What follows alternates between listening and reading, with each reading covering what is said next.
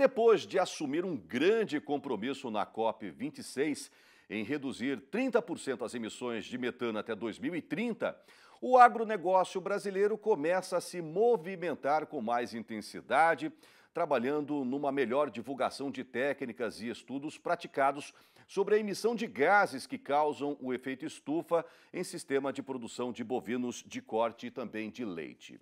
Na Embrapa Pecuária Sudeste, localizada em São Carlos, São Paulo, por exemplo, as pesquisas e o avanço tecnológico têm apontado várias alternativas na pecuária para a descarbonização do meio ambiente, minimizando os impactos nas mudanças climáticas. Hoje, a gente vai saber quais são essas ações, tanto para mitigação de metano, como para mensurar as emissões, com um agrônomo doutor em ciência animal e pastagens, o Sérgio Raposo. Ele que é um grande pesquisador da Embrapa e bate um papo com a gente ao vivo agora, direto de São Carlos. Doutor Sérgio, muito bom dia. Seja bem-vindo novamente ao Giro do Boi. Bom dia, muito obrigado pela oportunidade.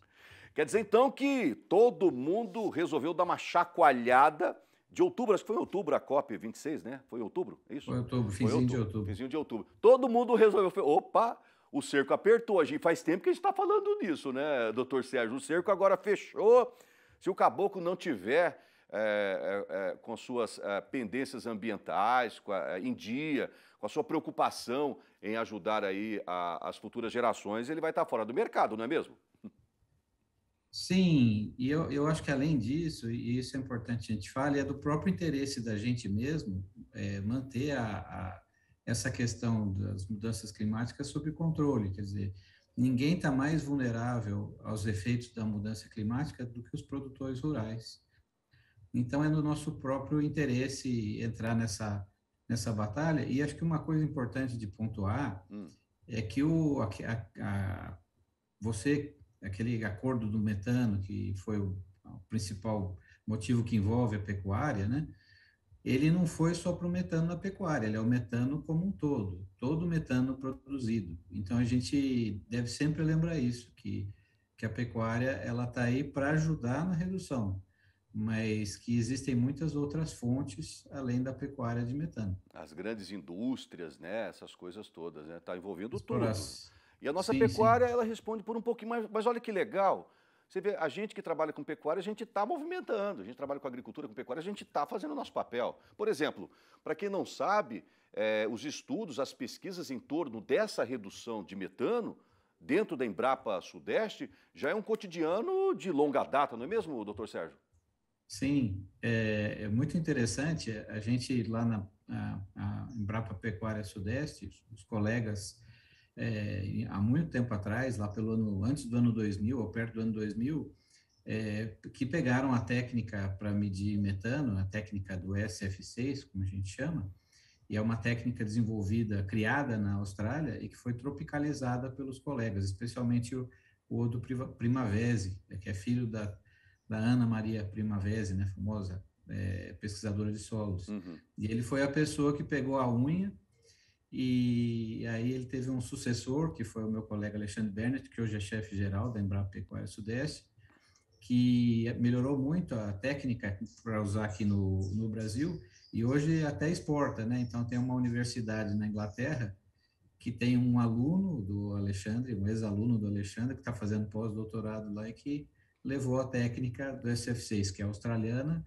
mas com um sotaque brasileiro lá para a Inglaterra. Então, é uma coisa que até dá orgulho para a gente, né? Da gente estar invertendo, né? A gente, em geral, recebe as tecnologias de fora Uhum. e agora a gente está exportando essas modificações, essas melhorias que foram feitas nessa técnica, que começou há mais de 20 anos atrás na Embrapa Pecuária Sudeste. Que legal, que legal. Não sei se o senhor teve o prazer de acompanhar o Giro do Boi da última segunda-feira, doutor Sérgio. Quem esteve comigo ao vivo, direto de Brasília, foi a Soraya Araújo, ela que é coordenadora geral de Mudanças Climáticas e Agropecuária Conservacionista do MAPA, que é o Ministério da Agricultura, Pecuária e Abastecimento. E o assunto foi a assinatura de um protocolo de intenções, agora em fevereiro, entre o MAPA e o BNDES, para a criação de uma espécie de calculadora que faça a emissão, né, que faça ou talvez uma unificação, um banco de dados que parta dali, daquele princípio, porque existem várias iniciativas. Inclusive, o doutor vai mostrar agora uma das iniciativas feitas lá na Embrapa. E esse edital do mapa com o BNDES vai ser publicado agora em abril, em busca de empresas, em busca de... até o próprio Embrapa poderia se candidatar. Eu acho que eu faço até um convite para o doutor ficar acompanhando esse edital. A Embrapa Pecuária Sudeste pode se candidatar para poder encabeçar esses estudos. Eu acho iniciativas maravilhosas, porque ela disse para mim que são inúmeras iniciativas, e parece que vocês têm uma iniciativa aí, que eu vou mostrar em imagens agora, que também está funcionando, né, doutor Sérgio? Conta um pouquinho sobre ela. A gente tem essa demanda de uma calculadora que faça o balanço das emissões. Ela é uma demanda da sociedade, de várias empresas, né, que querem diferenciar seu produto em termos de ser produtos que não que tragam menor impacto ambiental, e a gente está trabalhando nisso ativamente. Então, certamente vamos participar desse edital também. Aí, essas imagens que a gente está mostrando foram enviadas agora de madrugada pelo doutor Sérgio, pela equipe de comunicação, pela competentíssima equipe de comunicação da Embrapa, particularmente a Pecuária Sudeste. Olha aí o trabalho que eles estão desenvolvendo lá. Espetáculo, né? E o senhor me disse que há mais de 20 anos esses estudos aí, o doutor Sérgio. Que avanços vocês tiveram fazendo uma linha do tempo de lá para cá? Existe um avanço muito grande em termos de entendimento, né, de como funciona os mecanismos, os balanços, né? Então, essas imagens que a gente está vendo exatamente da técnica do SF6, em que vocês podem observar que na narina do boi está sendo coletado o que ele está eructando e que sai pela narina, né, que contém o metano da fermentação lá no rumen dele, e aí ele é captado e armazenado nessas cangas de PVC. E a gente faz por 5 dias essas mensurações, vai para o laboratório, no cromatógrafo, e aí a gente determina o metano com base nesse indicador. O SF6 é um indicador que a gente usa para indiretamente avaliar quanto foi emitido metano. Uhum. E graças a essa técnica, hoje a gente tem muito mais segurança do que a gente pode recomendar em termos de opções para redução da emissão. Porque o importante da gente entender é que esse metano que está sendo eructado é uma perda energética. É uma perda energética que não tem como não ocorrer, mas a gente tem como manipular a quantidade dessa perda com algumas alternativas, né? Seja nutricional, sejam aditivos. A outra coisa interessante, e isso foi um avanço graças aos estudos feitos aqui na Embrapa e no mundo inteiro, é que hoje a gente tem certeza que a melhor métrica não é quanto o boi emite de metano por dia ou por ano. A melhor métrica é aquela que indica qual que é a produção de metano por quilo de produto, seja carne, seja leite, né? Uhum. Porque é essa métrica que é a mais interessante para você ir para o lado certo, que é o lado de não reduzir metano produzindo menos carne, mas reduzir metano produzindo mais carne de maneira mais eficiente. Agora, uma coisa é óbvia, né, doutor Sérgio? Queria que o senhor reforçasse esse recado. Todos os estudos, pesquisas, testes e experimentos mostram que uma pecuária intensiva, ela mitiga muito mais metano do que uma pecuária extensiva. Aquela onde não se preocupa com pasto, não se preocupa com o componente arbóreo, por exemplo, integração lavoura-pecuária, floresta, essas coisas, né? Exato.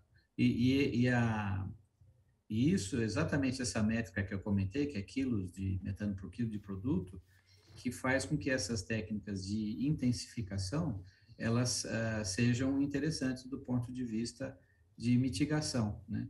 Porque a gente está ao mesmo tempo produzindo mais carne e menos metano por quilo de carne. Então, a ideia é que em determinado momento você vai poder, inclusive, precisar menos unidades animais para produzir a mesma quantidade de carne, ou seja, a gente está indo para o lado da eficiência, né? Um exemplo que eu gosto de dar, porque a gente tem uma produção, o Brasil ainda tem uma produção de metano alta em relação à produção de carne, porque a gente tem uma parte que ela não está produzindo carne. Então, quando a gente tem um animal não ganhando peso, ou pior, perdendo peso na seca, ou quando a gente tem vacas que não põe um bezerro a cada ano, né, não tem uma falha de reprodução, a gente tem um animal produzindo metano sem contrapartida seja da carne produzida para comércio, seja do bezerro que vai virar um boi mais para frente, ou uma vaca de reposição. Então, é essa parte da ineficiência que a gente pode melhorar ainda bastante e reduzir a pegada de carbono da pecuária brasileira. E importante dizer que por que escolheram o metano, né? Por que deram tanta ênfase no metano? Porque ele é, de fato, o gás de efeito estufa que pode mais rapidamente reduzir esse cobertor que está sendo formado pelo excesso de produção de CO2 na atmosfera, e o metano é o que mais rapidamente responderia.